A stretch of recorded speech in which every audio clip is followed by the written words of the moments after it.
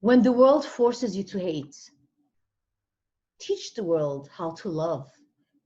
Not you, but the existence and endearment that is eminent within you. Because with love and life, we can do anything. This is what Teresa says, and she's with us today.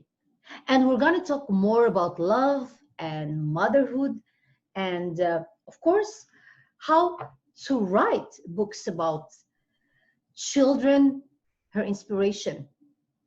Teresa, who is with us today, she's not an ordinary person who just talks about love, but she works on them and she teaches, inspires people, because she's not only an author, by the way, but Uchechi Thersa Ezerko is a creative writer. She is an author, but at the same time, she's a mentor and a coach. And she is the CEO and the founder of Critiker and Facet Production. She's with us today, and we're gonna have an amazing time because she interviewed me already before. Now it's my turn to interview her back. Now we're going to see how it's going to go. Hi, how are you doing, Teresa? Hello. Hey, thank you for having me. Thank you. Thank you. And thank you for that introduction. It was awesome. I loved it. Yeah, thank you. I was happy too. And welcome to my show. You can do it. And you can do it. Teresa. We can do it. Yes. You can do it. If I can do it, everybody can do Everyone can do it. And everyone has to do it. It's non-negotiable. Yeah. How do you feel about it? How do you feel about like writing about children's book? And how much love do you have to put in those books? I know that it's a very sensitive matter, and the connection between the motherhood and to create, I mean, these ideas for children. Yeah, I love it. It's awesome. It's very exciting. And the imaginations, writing kids' book, you have to, most times I put myself in a situation of a kid, okay? I take myself back maybe 25 years, 30 years, and I tell myself, if this kind of thing could excite me at, when I'm 5 years old or 6 years old, I think it's going to make another child excited somewhere around the world, okay? And most times, children's books should be filled with love, because whatever you put in, whatever the kids go through at home, if they come from a happy family, they will definitely, you will see that reflection outside in their relationship with people, at school, play days, daycare centers, wherever they find themselves, you will see the reflection of that love that they share or that they come with from home. So I do always say that my inspiration with children's book do come from my own personal experiences. My life as a kid, I grew up in a family where there was so much love, there was so much patience, there was so much to give and so much to get as well. And with that childhood, I learned to actually put myself there for young children out there. There's always something to learn, and each kid's book that I write, I always try to tailor it towards an educational side of things so that they learn something. And believe it or not, even we as adults, we keep learning, okay? And we can never stop learning. So it's good to start at an early age to get these children, to get your brain thinking, working, and trying to imagine things, because I do know that children they learn more through imagination, from things they can see, things they can, try to explore with your own teeny tiny brains and thoughts, So it's really good. And if you merge that with love, and I tell you, that's everything you can give to them as children. And when they grow up, I, as the author, I'm rest assured that when they grow up with that mindset of love, of giving, of growing, of nurturing, they will definitely pass it on to their children and children's children. So it's all like a generational thing for me here. And I try to bring out a very good and my best personality in everything that I do in terms of working with children. Mm-hmm. And that has really helped me to be who I am today, not just for other kids out there, but for my own kids as well. Because when they look at me, I want them to see love. I want them to see patience. I want them to feel it. I want them to know what it feels or what it means to be loved. And that's what I want to pass on to all the children out there, okay, that they need to feel it, they need to know it, and they need to pass it on, because everything we do is all about sharing. Even as authors, it's in the human nature to share. And as an author, we need to share ideas, opinions. We need to share thoughts. We need to share our passion, our fears, and our challenges as well. So this is the message that I bring to every writers of children's book. I also bring to parents out there who have children, and children as well, who actually look up onto their parents for love, or their guardian, or people around them, the teachers in the schools, the pastors in the church, the ministers all over the world. People that deal with children or have children should learn to actually teach and nurture and help them grow in love. And this love actually helps to expand their imagination, because you never know how far their imagination can go. But when you spice it up with love, it's endless. So how about the children that come from unhappy parents? What you just said, that you just came from happy home and that's why you were inspired and you know how to give love. But we see a lot of children who come from happy parents, but they're not happy, and they do not succeed in life. And when I mean succeed, it means that they do not attain to their goals. They are not happy. They are not self-satisfied. And on the other side, we see that a lot of people who come from unhappy, broken families, but they make it. So how do you define this? Do you see this as strength in the children themselves, or a blessing? As an author for children, and at the same time that you're saying that adults must be also nurtured and teach and to pass on love, because these children are going to be adults. So what do you think about these children? How do you see these children? How do you evaluate their strength? Okay, so thank you for that question. So these are children that are already adults before they become adults. Okay? Wow, Theresa, I give you 10. Amazing. These are children, mentally they're adults, but physically and emotionally they're kids. And this is because they have suddenly become adults due to their environment, due to the things that take place in their families, their home. But the good thing about it is these children also go out. They mix up with all the kids from happy homes, and they see it, they know it, they feel it. And most times they wish that they were in that position, or they wish they were that kid that comes from a happy home. And sometimes mixing with those children will give them the willpower, the strength to make that decision within them as children, to say, you know what, when I become an adult, I don't have to live like this. I don't have to have so much hate. I don't have to have so much anger within me. Okay, if there's something they think your parents or guidance did not do properly, they are willing to fix it. Okay, they're not there to portion blame to mom or dad or to uncle or auntie or to they are ready. They have that self-will, they have the strong will to fix it and do whatever it is they can to make themselves happy. Okay, so that's how I do perceive this. So it doesn't really matter who comes from a happy home or who comes from a sad home. It doesn't matter. What matters here is your inner strength, your will as a child to be that thing that you want to be that person that you want to be. Do not dwell in the past or in the suffering or in the anger or in the hate that was established from the family, but to actually break out and tell yourself that, yes, I want to be happy. I want to be a happy girl. I want to be a happy boy. And that's what I'm going to get. And once that willpower is there, I tell you, you will see that child actually grow up. That's why when you come to a family, you be like, oh, this child is different. Why is this child different from every other child? That's because that child has made that decision, has taken that will, that strong will to be different, to do something differently, to love and to be loved. And I tell you, that child would definitely grow up to understand the meaning of true love and also give willingly, because we all give love to each other. Okay, so that's how I perceive, my dear friend. And I do know that in one way or the other, like I said earlier, it is in the human nature to share.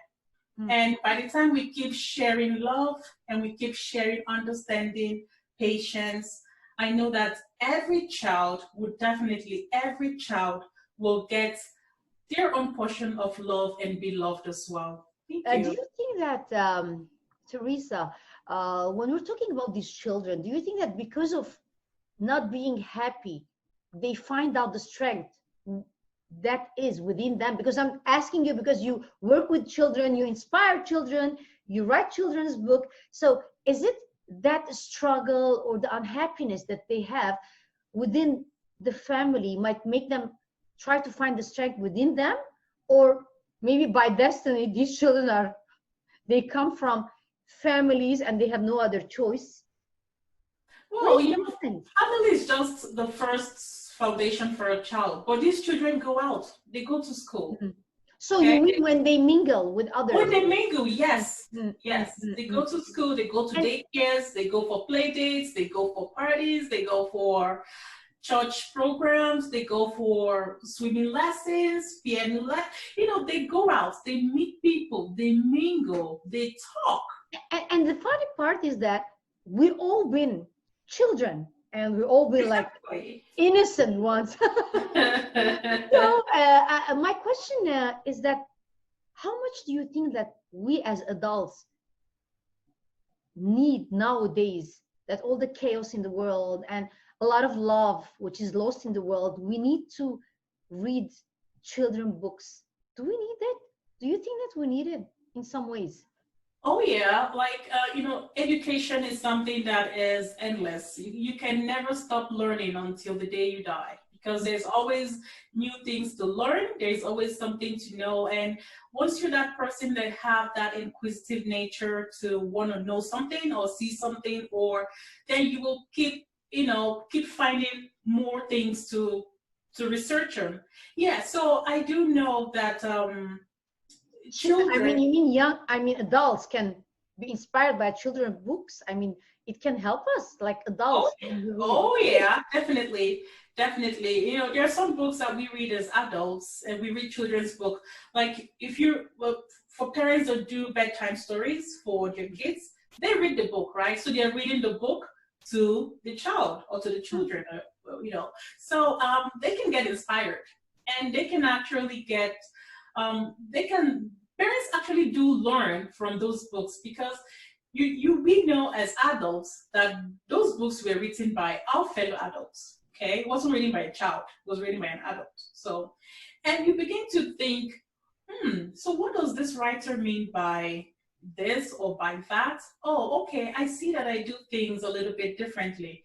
It might be good if I did this way, because well, while reading that book, you see your child happy. You know, they lighten up. They, if they were going to fall asleep, they wake up because they want to know what happened in that story. They want to know what, you know, how the lion killed the tiger, how the tortoise climbed down the hill. By, you know, they want Yeah, to how know. the girl became a princess. Yeah, exactly. And they want to know if there was a magic. Was it magic, or did the tortoise actually climb down the mountain? So and these are things that actually, and you begin to see your child connect with that story, and that kind of brings back reflection to the parents to say, okay, so if this kind of thing actually excites my child, why don't I try to do these things this way? And you see that once you do it that way, that child is excited, and boom, you have actually learned something from that story. So even if it's magic, it's fine. I mean, just Even we if it's don't have to magic, believe in fairies, but just have hope, well, most kids right? do believe in tooth fairy.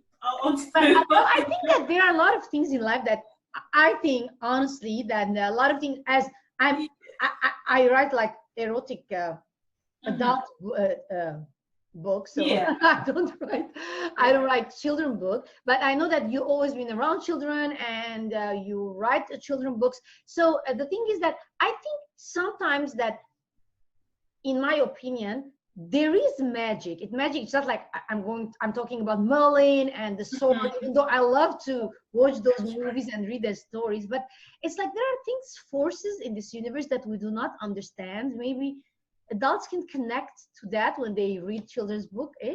Oh yeah, I've seen some adults actually behave like kids when they read kids book or even watch something like Tom and Jerry, like cartoons, and you see them giggling like little babies. Like, oh, what the hell? What's wrong with this? So that's the kind of excitement it creates for adults. Now imagine what it does to the child. Okay, and sometimes our children sometimes want us to be like them. So sometimes even as an adult, you have to come down low to the level of a child in order to enjoy playing with the child. So the child wants to see you, do like weird, funny things, funny face, and they want to see you do that regardless of the fact that you're an adult. So, and that's the way we actually create a bonding or a connection with the child. And just imagine you're actually reading out a book to a child and you're trying to mimic those characters in that book. You can imagine how exciting listening to that book as a child. The child will keep laughing, giggling, playing, and that kind of brings about communication between parents and children, or between teachers and children, or guardians. We're running out of time, and I want to ask you the most important question because I cannot get enough of your stories. You bring me back you take me back to my childhood. Yeah, let's go down memory lane, Yeah, but the thing is that I want today Theresa, the author and the CEO of the Fast Side production company, and the creative writer, to tell the audience through You Can Do It, our show, that what is the message that you give them and how do you advise them to find their inner child and bond to their inner child when they are in their saddest moments in their life? Can you? Because you were just telling me, like, when, let's say I don't have children, for example, I don't have children. So how can I connect with my inner child when I'm sad? Can you give advice to the audience about that, please? Okay, sure. So I don't have children. I read books for myself. There are so many girls, women out there, Yeah. And maybe their children had become adults. Like, I say, come on, sit here, sit down. Yeah. So we want your advice that they can do it. So how can they do it? How can we connect to our inner child? Yes, thank you so much, Nataly. So that connection has to do with the way we feel in the inside and on the outside, okay? So we as human beings, we're all mixed with different feelings. Sometimes we feel happy, sometimes we feel sad, sometimes we feel depressed, and sometimes we're just in between. We're neither here nor there, okay? And this whole thing kind of play out in our thought process, in our imagination. It plays out in what we think that we want to do or what we can achieve. And I tell you that whatever emotion you put into it would definitely affect what we can do and what we cannot do, okay? If I deal with the emotion of sadness, it limits my inner strength. It limits my creative capabilities because I will be so engrossed with being sad that I wouldn't spend so much time to use my creative abilities to say, okay, there's this book I started, there's this manuscript, I need to finish it. Now I need to conclude this book. Okay, what about my plot? What do I need to do? So these are things that I'm supposed to be doing on a very good day when I'm happy. But because I'm engrossed in my sadness, it's not letting me to think, to take this manuscript to the next level, okay? So what I'm going to say to my friends, our fans, people out there is, we all have creative capabilities. We all have our inner strength, but we can suppress it with the emotion that we show out there, not just outwardly, but inwardly. Okay, so what I will say is, no matter what we do, let us tell ourselves that we can do it. Set that target for yourself. Challenge your creative abilities and tell yourself that this is what I want to do, regardless of being sad or happy or depressed or excited. This is what I'm going to do, and I am going to do it. Okay, and try to remove limitations like, oh, I don't have enough money to do this. Oh, I don't have enough pen to write. Oh, my computer just broke down. No. Try to remove limitations, because limitation will always make you procrastinate. And then you end up saying, okay, maybe next year I'll finish the book. Okay, maybe next year. Yeah, it happened to me in my early years. Okay, maybe next year. Okay, maybe next year. And before I knew it, 5 years went by just like that. And I sit back and I tell myself, if I had known, I would have done this. If I had known, we don't want to find ourselves in that situation. When I finished one of my kids' book, I got an inspiration to start an adult book, a romance thriller titled Betty's Desire. When I started that book, I knew exactly what I wanted to write about.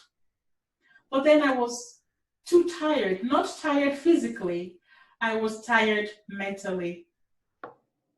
And then I see myself toggling with having a first baby, a second baby. I was trying to complete, some kind of certification or program, and and I have a family to run, and I probably did have a job then to go to, and I just felt there were so many things going on in my life that wouldn't let me actually finish this book.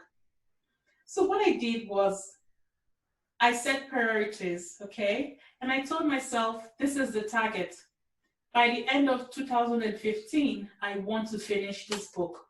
It doesn't matter if I have a baby to care for. It didn't matter if I had a job to do. It didn't matter if I had a family to run or to take care of. No, I put everything, I set that priority and I set that target, okay? And like you said, there is never a time. We create time. You create time for something that you need to do. Thank you so much. We're out of time because I want to thank you. And there is something very important that you bring to the audience today. And we thank you so much for being with us today. It's You're that, welcome, Theresa, you are bringing the inner child out of each and every person who is watching this episode of You Can Do It. And it's been so much honor to have you. I wish we had more time, but of course we're going to have other interviews more to come very soon. So we have to say together to the audience that you can do it. Just set the target, okay? That's the target says. In priority. Tell yourself you're doing this, you're doing this, you're doing that. And it's just going to happen. That inner strength will come back. That strong will to do it will come back. And once it comes back, use it. Don't keep it. Use it, because you can do it. We can do it. We are all in this together, right? So yes, we are. Do it. Thank you so much. I'm your host, Nataly Restokian. And if you have any comments, and you can write them below the video. And if you subscribe, of course, there are a lot of videos coming and more inspirations from many people who have the strength and the power and so much love in them and so much passion to inspire you, me, and everyone. Bye-bye. See you next time. Thank you.